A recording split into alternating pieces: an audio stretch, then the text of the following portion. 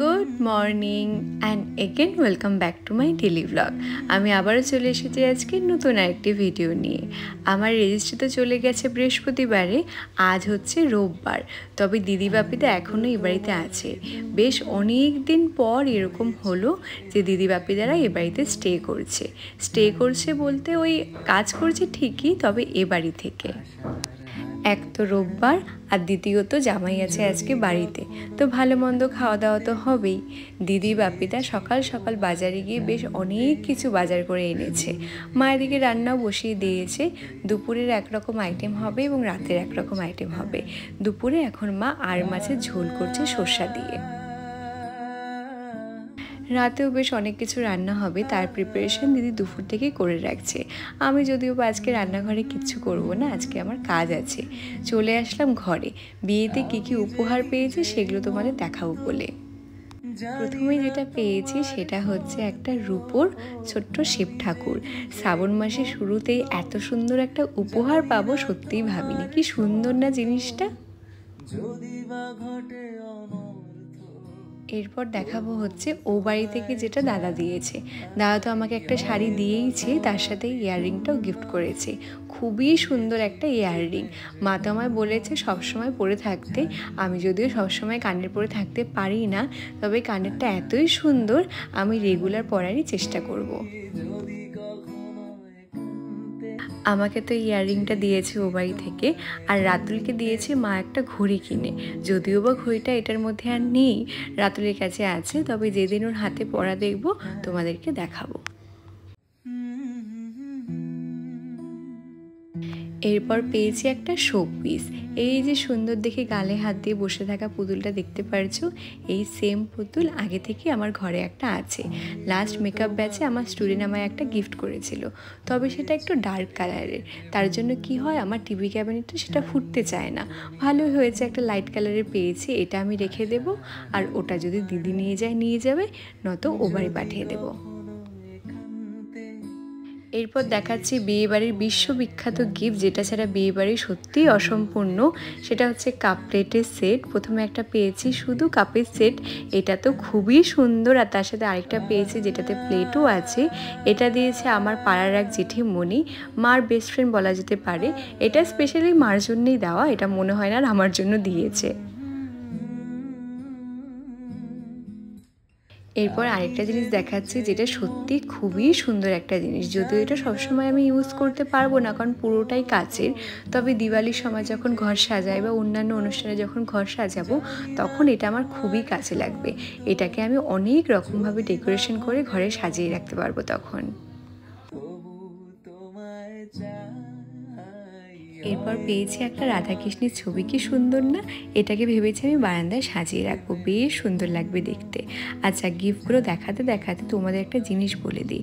তোমরা অনেকেই আমার ভিডিওতে কমেন্ট করেছো যে দিদি তোমার তো রেজিস্ট্রি ম্যারেজ হলো, তুমি কি করে মেহেন্দি পরলে? মেহেন্দি পরলে তো ফিঙ্গারপ্রিন্ট নেয় না। হ্যাঁ, আমি জানি মেহেন্দি পরলে ফিঙ্গারপ্রিন্ট নেয় না, তবে ফিঙ্গারপ্রিন্ট তো আর পুরো হাতের নেয় না, নেয় শুধু থামের। তো আমি দু হাতের থামটাই স্কিপ করে দিয়েছিলাম, দু হাতের থামেই আমি মেহেন্দি পরিনি, বাদবাকি পুরো হাত জুড়ে মেহেন্দি পরেছিলাম। তোমরাও সেটাই করবে। এখন যে আমার হাতে গিফটটা দেখতে পারছো, এটা আমার সোনু দিয়েছে। খুবই সুন্দর একটা জিনিস। নর্মালি তো আয়নার মতো ব্যবহার করা যাবে, আর এই যে তারের কানেকশন করে সুইচ দিলে ভেতরে লাইট জ্বলে, আর তুমি ফটো এটাতে অ্যাটাচ করতে পারবে। আমাদের যে রেজিস্ট্রি প্রোগ্রামটা হয়েছে, এটা আমরা একদম কম সংখ্যক কিছু মানুষদের নিয়ে সেলিব্রেট করেছি, কিছু ক্লোজ রিলেটিভস আর ফ্রেন্ডসদেরকে নিয়ে। কারণ বাড়ি থেকে আগেই বলে দিয়েছিল আগে থেকে কাউকে না জানাতে। তবে যখন আমাদের সামাজিক বিয়ে হবে, তখন আমরা সবাই মিলে অনেক মজা করব। এখন যে গিফটসগুলো দেখাবো, এই দুটো জিনিসই সম্পাদি দিয়েছে। রাতুলের জন্য একটা টি শার্ট এনেছে, আর আমার জন্য সুন্দর দেখে একটা শাড়ি নিয়ে এসেছি। কি সুন্দর শাড়ির রঙটা। এটা এখন আমি আর পরবো না, ধৈর্য ধরে রেখে দিচ্ছি। এটা একবারে পুজোর সময় বের করবো।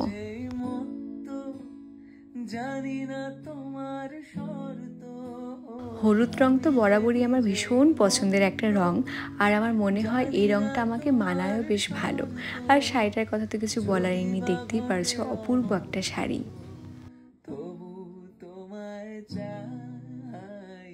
আর এই ফটো ফ্রেমটা তো তোমরা ওয়েডিং নাইটের ব্লগে দেখেইছো।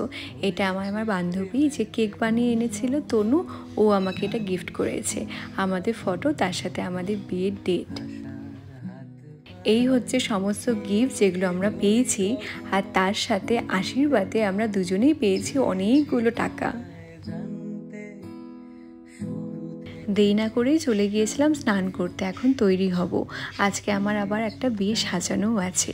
আজকে আমাকে খাওয়ানোর দায়িত্ব পড়েছে দিদির ওপরে। সব সময়ের এই ঘটনা জানো, যখনই কাজে বেরোই শেষের দিকে এত তাড়া পড়ে মা আমাকে খাইয়ে দেয়, তবে আজকে মা না, দিদি খাইয়ে দেবে। আগের ব্লগে তোমরা অনেকে আমায় বলছিলে যে দিদি ওয়েডিং নাইটের লুকের মেকআপ টিউটোরিয়ালটা প্লিজ শেয়ার করো। সেদিন আর কোনো টিউটোরিয়াল আমি সত্যি বলতে শ্যুট করতেই পারিনি। কী তাড়াহুড়োতে যে তৈরি হয়েছে সেটা আমিই জানি। সকাল থেকে রাত অবধি এত কিছু কি আর টাইম মতো মেনটেন করা যায় বলো? সারাদিন সব কিছু মোটামুটি ভালোভাবেই হয়েছে, তবে সন্ধ্যের পর থেকে সব কিছু পুরো তাড়াহুড়োতেই হয়েছে।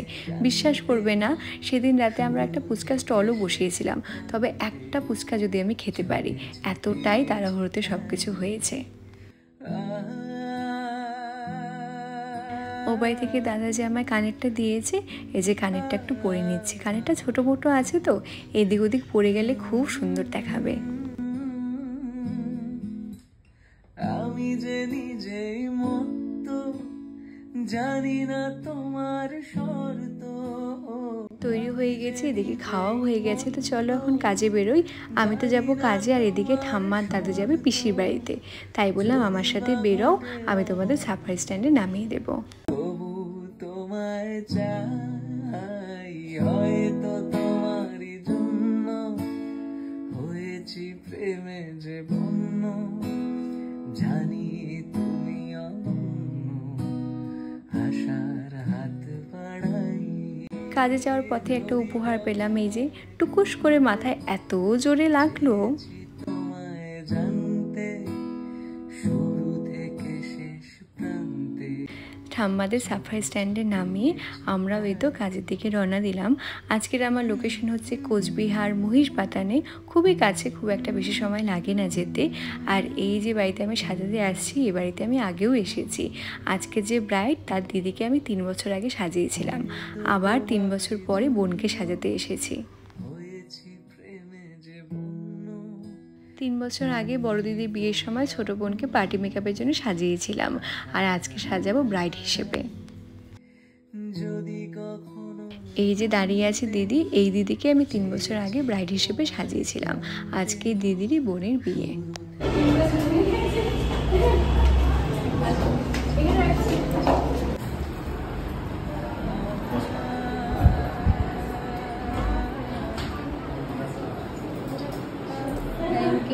Same to you. Congratulations. Thank you. দিদির হলুদের স্নান হয়ে গেছে, সমস্ত রিচুয়ালস ডান। এখন দিদি একটু ফ্রেশ হয়ে আসবে, তারপরে আমরা কাজ শুরু করে দেব।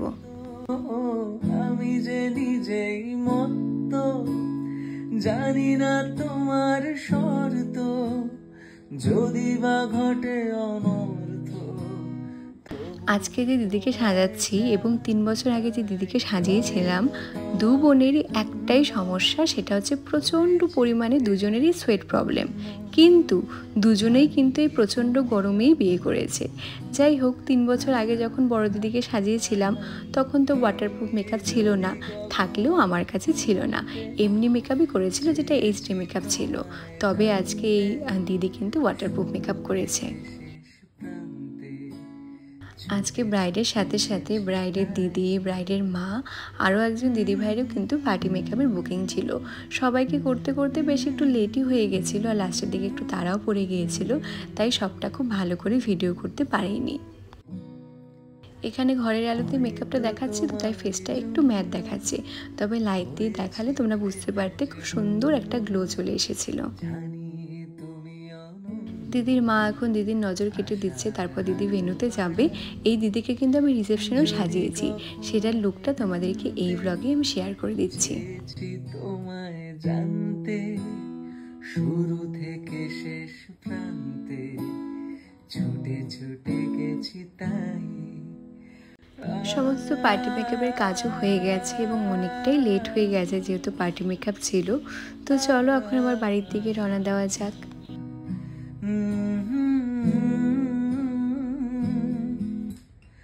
আমি যে নিজেই মতো বাড়িতে তো দিদি, বাপিদা, রাতুল তিনজনই আছে, আর তিনজনে মিলে এইটুকু সময়ের মধ্যে নাই করে আমার 10বারের উপরে ফোন করেছি যে কখন আমি বাড়ি ফিরবো।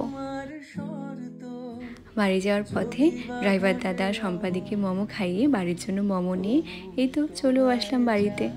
আর দেখো কে এসেছে আমায় রিসিভ করতে। আমি যখনই কাজ থেকে বাড়িতে ফিরি তখনই মা এখানে এসে দাঁড়িয়ে থাকে, কারণ একা হাতে ব্যাগ, লাইট, স্ট্যান্ড সব কিছু নেওয়া যায় না। তবে আজকে বাপিদার এই যে পিচ্চি বাচ্চাটা চলে এসেছে আমায় রিসিভ করতে। যদি কখনো চেয়েছি তোমায় জানতে, শুরু থেকে শেষ প্রান্তে। আর এই যে রাতুল এসে বসে আছে, সে কখন থেকে আসার পথে নাকি জিলাপিও নিয়ে এসেছে।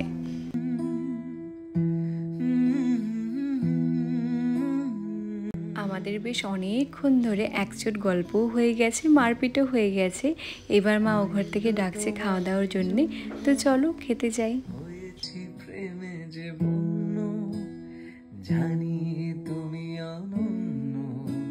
মা রাতের জন্য করেছে পোলাও, আর আমি এত দূর থেকে সেটার গন্ধ পাচ্ছি। রাতের খাওয়াতে আছে পোলাও আর তার সাথে দেশি মুরগির ঝোল।